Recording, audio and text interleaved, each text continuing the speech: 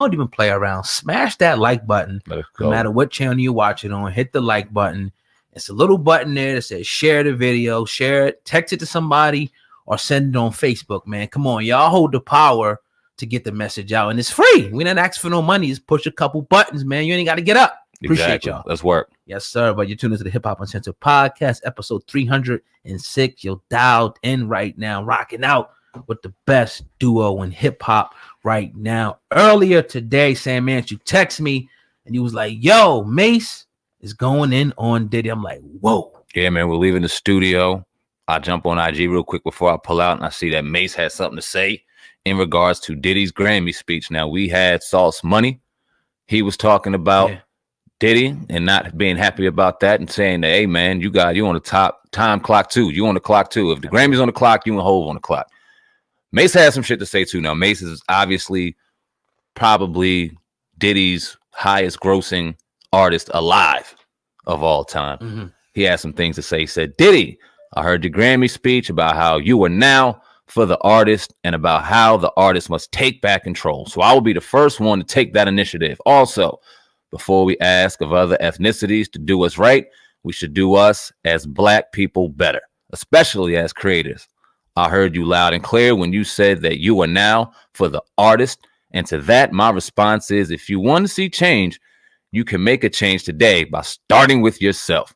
Your past business practices knowingly has continued purposely starved your artists and have been extremely unfair to the very same artists that helped you obtain that Icon Award on the Icon Bad Boy label. For example, you still got my publishing from 24 years ago in which you gave me $20,000, $20,000, which makes me never want to work with you as an artist.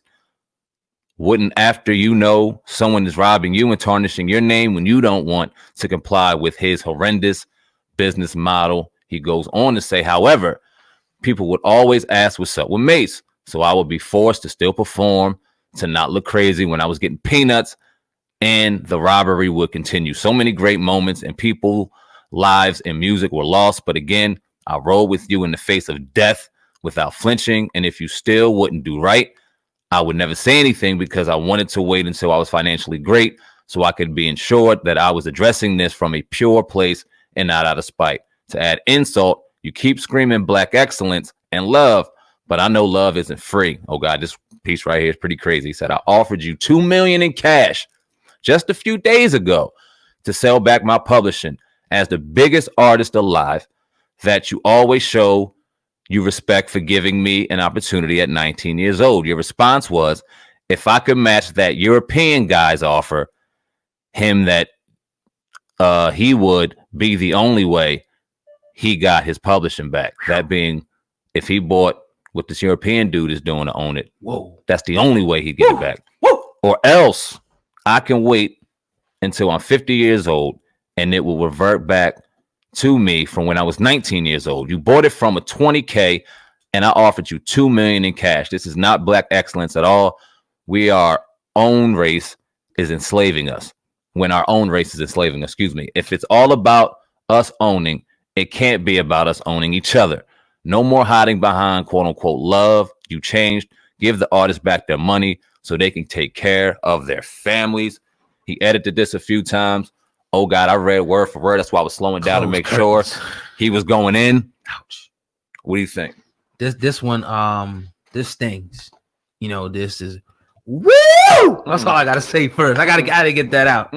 Whoa, because it's like we heard Sauce Money come out and people saying, "Oh, he's bitter." It's a little different. Sauce Money. That, and the third. Yeah, this is a little different. This is, and that's why I asked you, Sam, man. I was like, "Yo, this is the speech that maybe Jay-Z should have said because he didn't have that trail of artists that he stole from, like Diddy. Let's just call it what it allegedly stole from. But you have all these artists in a row. We can go down the list. We did it the other day that he dealt with Bad Boy that have horror stories of them not getting their just due, man. And when he made that speech, it was so eloquent. It almost looked like he was reading off a teleprompter. I mean, it was perfect, but people started coming out like, well, oh, dog, you owe me money. Oh, no, you only give me $20,000 for my publishing, this, that, and the third. He's going to have to answer to this, man. And this is why it's almost like another situation. Like the people that's putting this message out, once you want to stand in a place, now people are going to scrutinize you. So now did you want to step in there and say, oh, we need to do this and take the control? Oh, you ripped us off. How could you stand in this seat? That's why it's a little unsettling what's going on, because I don't know what to believe. And that's why I can't wait to look people in the face to kind of get a genuine and true vibe, because you don't believe Diddy ripped them off? I don't know if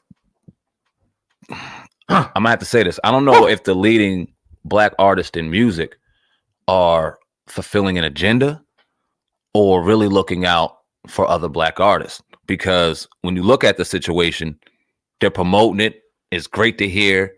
It's out there in the front. He's doing it in the middle of the Grammys and all of this. But you look at his track record and his dog. Now we see Meek Mill, we see Jay-Z over at Rock Nation. We see what Meek Mill had to say. Yeah. And I love Meek Mill. But if this is in fact what I'm kind of leaning toward, he has to fall in this umbrella too. And hopefully it's not. We will see what happens. And we want to hear some proper understanding, because we're ignorant to certain things and what exactly Rock Nation and the Dream Chasers can do that other labels and other record labels cannot do, and how they won't take from the artist like artists and labels in the past. And then we got to get on, and we've seen this throughout history. We've talked about this throughout the podcast. We were talking about it on the podcast yesterday and earlier today on the Uncensored Truth. And that's people manipulating the black emotion. I'll put it that way. Yeah. And once they hear black and they know that's a certain trigger to us, and we're so prideful and we're so loving that we're so easily manipulated. All of us. Some of us get it faster than others. Some of us don't get it at all. And the ones that get it first are often called all kind of names by the ones that look just like them. But you got to look at the paper trail. And once you start saying we got to be with each other and do this and do that, all that sounds so prideful and does good. But if you ain't really walking what you talking, right, then people got to call you out on it. Yeah, people have to call you out on it, and it's totally fair game. And I think that Diddy needs to bring paperwork, bring receipts, as they say, and answer this allegation now, because one of your, like you said, top artists that ever came out of Bad Boy, one of them, and we can argue and throw them up in the air and all that, alive, I should say, that came out of Bad Boy, is now putting you on blast and you ripped him off cold. But we kind of knew this, though. We did know it. We knew this about, that's why when we did the commentary about, we said it. If people go back and rewind it, we said, who's Diddy to be talking? And that's why I was like, Jay-Z probably was better, equipped to make this statement, because people are going to be coming at Diddy. Every time you put a video, I know when I put a video up on Diddy, you got people saying, his karma's coming back to him, the Grim Reaper's coming back. And it's not, they're not doing it because of hate. They're doing it because of the trail of artists that Diddy allegedly left behind, that he didn't give them their just due. But again, I would have to say the onus is on the artist as well. You got to know, you can't rely on somebody else to do your paperwork, to know what you're supposed to be getting. You have to know coming in. That's why it's important now. We say always stay independent, but if you do get in these type of situations, you got to know what you're reading. You got to know what you're going to get back. You got to know that what you're worth and not be selling out to these record labels. And unfortunately, allegedly Diddy and other execs took advantage of people who just didn't know. I think a top music execs, I think of the top three, and outside of Master P, I think say four, but I think of Dre, I think of Hove, I think of Diddy, and you don't really see these brothers doing too many interviews. You don't see them talking too much. What does that say to you? Master P is very transparent, and that's what I love about the names him. Again. You said Diddy, Dre, and who? Jay? Hove, yeah. Does that say anything to you? Does that give you just a little bit of a speculation that they may have something to hide and they don't want to? What does it say? I don't know. I'll definitely would say this, and we've seen it with people calling out people like Birdman, Diddy, and a whole bunch of other execs. They ain't the only ones, but people have these stories, about them, again, not, I was supposed to get this and I never got this, or this dude only gave me like 5,000, but he made 5 million. And we see situations like that all the time because people don't have their business, in order. But as far as them, not speaking, I wouldn't say I know where you're going with that, but are you saying, I'll flip back on you, like they're not really, don't want to speak too much because they've done so much, harm and wrong to artists they dealt with? Not at all. Because I genuinely wanted that answer, because on the flip side, Jay-Z's a billionaire and the other two brothers are close to being billionaires. So I look at it in almost an admiration and a respect to, like, okay, is this a part of the process and why you're so successful? You keep everything in house, everything to yourself, motivated. So I kind of wanted to just get a vibe of what you were thinking of that, or if you thought anything at all. I think that could be an aspect, of it, but we look at mainly the business deals that they done, like Dre with Beat, Jay-Z with Live Nation and different things like that, Tidal. We see exactly, what they focus their time into. They're not really focusing their time into the media aspect, running around talking, doing interviews. A lot of them ain't even doing music no more, but they're focusing in on these Diddy, Ciroc, and whatnot. And I think they're making their money and staying quiet. So yeah, I would definitely say, that could definitely be attributed to that, because you see these guys, they may have like 1 or 2 interviews every 4 or 5 years, and when he does it, it's like the biggest thing ever, especially Jay-Z. I respect it. I do. I don't know. Y'all leave a comment in the comment section. Let us know what y'all think of that conversation and what kind of side y'all leaning on, or if I'm just talking shit. I don't know. Y'all let me know.